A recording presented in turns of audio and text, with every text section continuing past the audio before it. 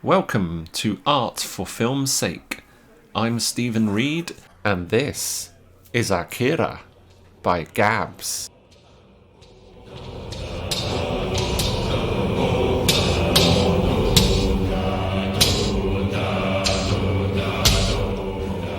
We all know what mankind's most horrific invention is.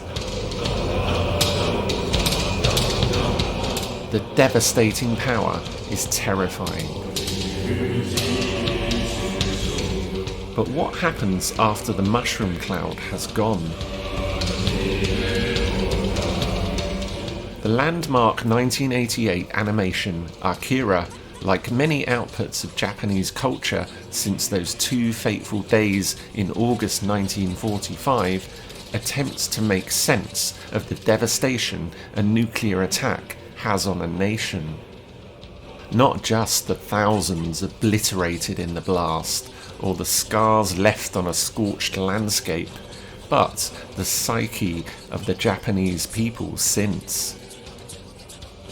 The story of Akira is set in the near-future city of Neo-Tokyo, as it deals with the nuclear fallout of World War III and all the shifting attitudes which accompany such a violent disaster. Akira is the mysterious power which either created or was created by this world war, a crucial ambiguity to the film's thematic structure. Meanwhile, society is doing its best to integrate this event into its symbolic structure. People struggle to go about their lives, whilst revolutionaries want to wrest control from the impotent, reactionary government which refuses to do more than point fingers and deny reality. It's a fantastic piece of work, cluttered with complex thematic layers. But can an artist create a poster for a film this rich in detail and ever come close to doing it justice? Yes, they can. Gabz, take a bow.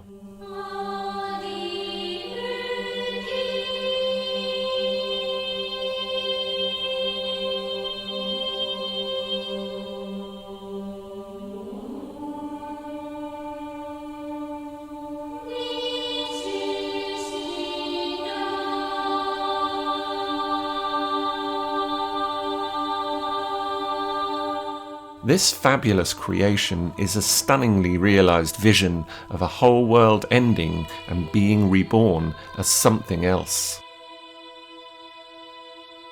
And this has been done in such a deceptively simple way.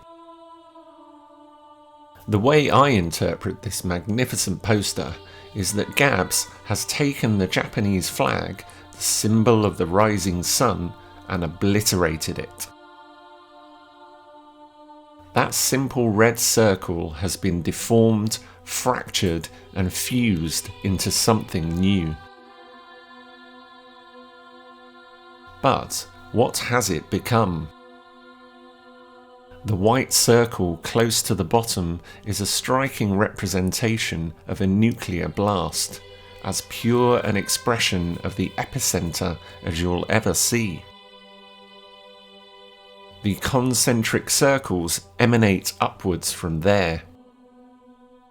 They are pleasingly precise, yet these symmetrical shockwaves are also telling us how clinically terrifying science can be.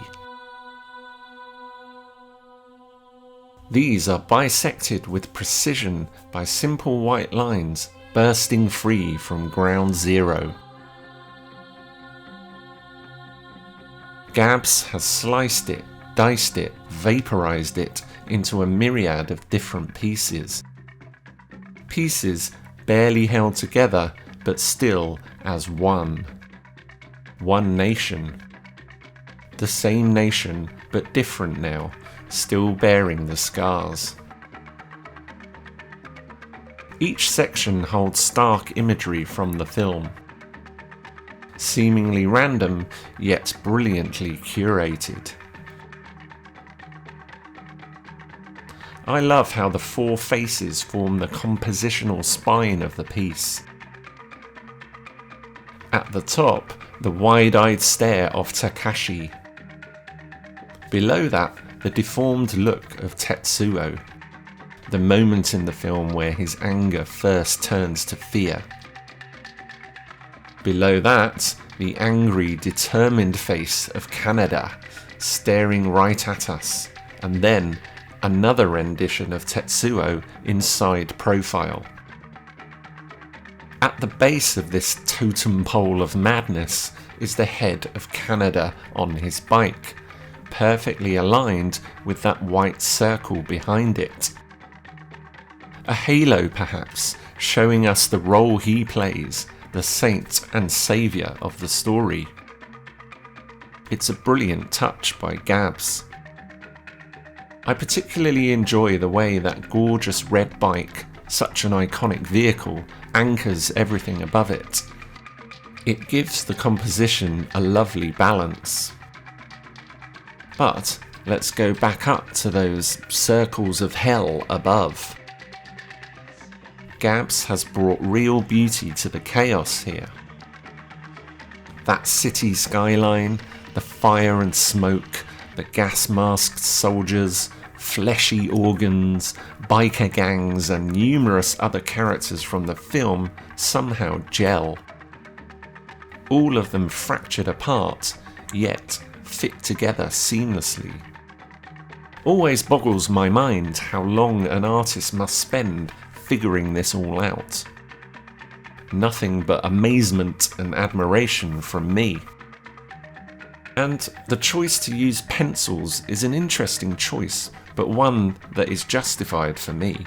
They add a slightly unpolished and gritty feel, a tribute to the hand-painted style of the film itself, perhaps. And the icing on this twisted nuclear cake are the random bits of debris, so well drawn and placed with a precision that belies their apparent randomness.